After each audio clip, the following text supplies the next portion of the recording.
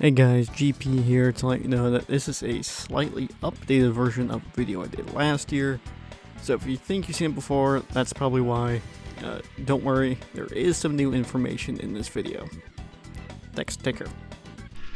What's going on guys, Grand Prix here. Today we're going to be taking a look at an early prototype of NASCAR Thunder 2003 and comparing it to the final release version. First, here's a bit of background.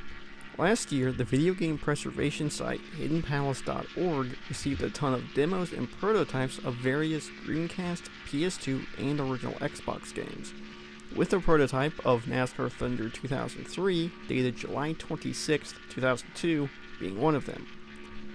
Now, while they did receive both PS2 and Xbox builds with the identical date, they're virtually identical to each other, so we're going to be using the Xbox version for this video. Now, let's start out by going over what isn't in the prototype, but did end up making it into the final release version. Jeff Gordon's 4th of July Pepsi scheme that he ran during the Pepsi 400 at Daytona is actually not featured here. Presumably, this is because at the time of the build, the scheme had only recently ran, so it could just be that developers just didn't have time to put it in at this point. In addition to Jeff Gordon's scheme, the second paint schemes for Richard Petty, Dale Earnhardt, and Greg Biffle are all missing as well. I'm not too sure as to why Richard Petty and Dale Earnhardt's aren't, but I assume Greg Biffle's TNT paint scheme is missing due to the same reason as Jeff Gordon's. As for the Busch Series drivers, Coy Gibbs, Johnny Sauter, and Michael Waltrip are all left out of this build. So Michael Waltrip is actually in the beta. For some reason, his Thunder plate seems to be tied to a completely removed driver, while a placeholder Thunder plate is the one that actually unlocks him. There isn't any difference between the beta and the final in regards to a scheme. Moving on to paint scheme differences, Bobby Allison is actually self-sponsored like the other legendary drivers are in the final build in this version. Now obviously in the final build, Allison is sponsored by Piper Aircraft. Another legendary driver with a slightly different paint scheme is Junior Johnson.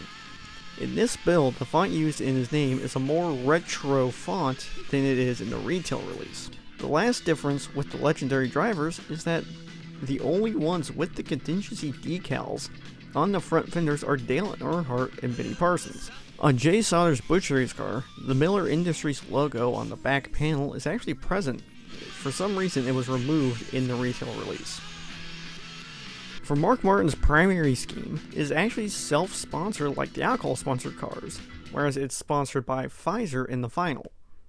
This is a somewhat interesting flip, as in NASCAR Thunder 2002, his main scheme is self-sponsored, so it seems like they plan on doing that here again. Rusty Wallace's Elvis car that he ran at Vegas is unfinished in this build, and is actually just a generic placeholder. This isn't the only placeholder we'll see, but we'll get to those later. Now this next one isn't really a beta to final difference, but more of a PS2 Xbox difference. But I don't really know where else to talk about this though, so let's talk about it now. The fantasy driver Scott Hammonds is supposed to drive the number 174 Hendrick Motorsports Chevy, but for some reason in the PS2 version, he drives the number 170 Delphi Chevrolet, despite the number 174 being the car in the selection screen. However, this only applies to any race that would feature a rookie stripe on the car, meaning the first season in season mode or the quick race mode. Now, going back to the prototype but staying on fantasy drivers, Sasha Soares is supposed to drive the number 137 Phoenix Raceway Pontiac, but for some reason her car is actually a Chevy with a Pontiac template laid over it. Speaking of Chevys disguised as Pontiacs, the wing template in Create a Car is bugged. If you choose to put that template on a Pontiac, it will actually load the model of the Chevrolet instead of the Pontiac model. This bug is actually still in the final Xbox build of the game, but isn't present in the PS2 versions. While we're on the topic of Create a Car, all the prefabs are actually unlocked from the start in this version. However, they all have different color and sponsor combinations. As well, the Dixie prefab isn't here. Moving on to Lightning challenges, there are only a few minor differences. They all claim that the difficulty is veteran, but that's not actually the case.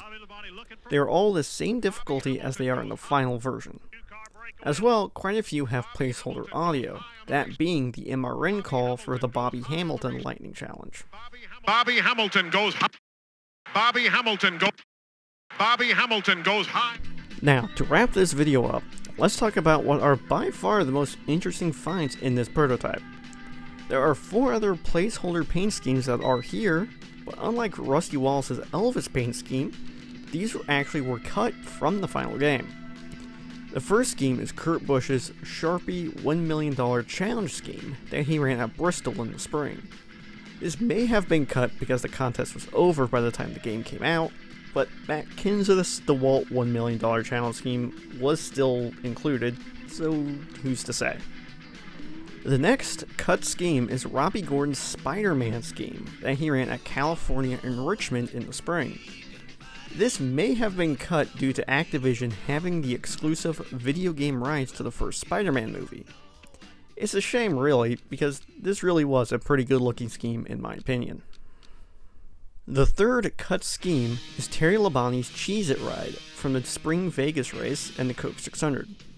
I can't really figure out as to why this one would have been cut, as Kellogg's owns the Cheez-It brand, and there aren't any other conflicting brands that I can see on the car. The final cut scheme is possibly the most interesting one. It's Ken Schrader's Snickers paint scheme. From what I could gather, this scheme never actually ran and was only produced as a limited edition 1/64 scale diecast by Racing Champions. Presumably, this is why it was cut. Just a quick correction here. This scheme actually did run at the 2001 Napa Auto Parts 500 at Fontana. Schrader qualified 41st and finished 33rd in it, so I couldn't find anything about it or even any pictures of the actual car. Thanks to those that pointed it out in the comments in the old video. Another cut scheme is what I believe to be Ryan Newman's 02 Sony Wega scheme. What's interesting with this scheme is that not only is it a placeholder like Gordon's, Labonte's, and Schrader's cut schemes, but it only exists as an unused rookie texture. I think this may be Newman's Sony scheme, because that scheme was actually included in NASCAR Thunder 2004. Alright, to end this video, let's talk about the most interesting finds. 2 complete, but ultimately cut drivers. First, there's Jeff Green's Busch Series car. During the 2002 Busch season, he shared the number 21 Rockwell Automation Chevy with Jay Sauter, and this car is pretty much just a copy and paste of Jay Sauter's, the only difference being a slightly grayer number 21 decal. However, Joe Moore and Barney Hall will still say Jeff Green is driving it in the pre- and post-race segments. Jeff Green has strung together back-to-back top 5s, and I'm sure he'll try for another one. Well, his team is real excited about their success so far. In fact, I believe they'll have another top 5 race as long as he keeps his car out of trouble. The more intriguing of the 2 cut drivers is Matt Kenseth's number 17 Jana King Ford from his 4 Busch Series starts in 2002. This car even had a Thunder plate for it and accurate team info in season mode. Interestingly, Joe Moore will say the car is unsponsored during the starting grid lineup, despite it clearly being sponsored by Jana King. Are the unsponsored Ford and the Napa Auto Parts Chevrolet. There is actually a 3rd cut driver. This one is a legendary driver. Harry Gant drives the number 7 Pontiac in this beta, which is based on his number 7 Mack Tools Buick that he drove in the Busch Series in the early 90s. What's interesting about Gant is that there's no Thunder plate associated with him, meaning that the only way to unlock him is through DB editing. I'm guessing that probably means he was very close to getting cut by the time of this beta, before being fully cut by release. Alright guys, that will about cover it for today. Thank you all for watching. Please like, dislike, comment if you enjoyed it, did enjoy it, and subscribe if you want to. Later.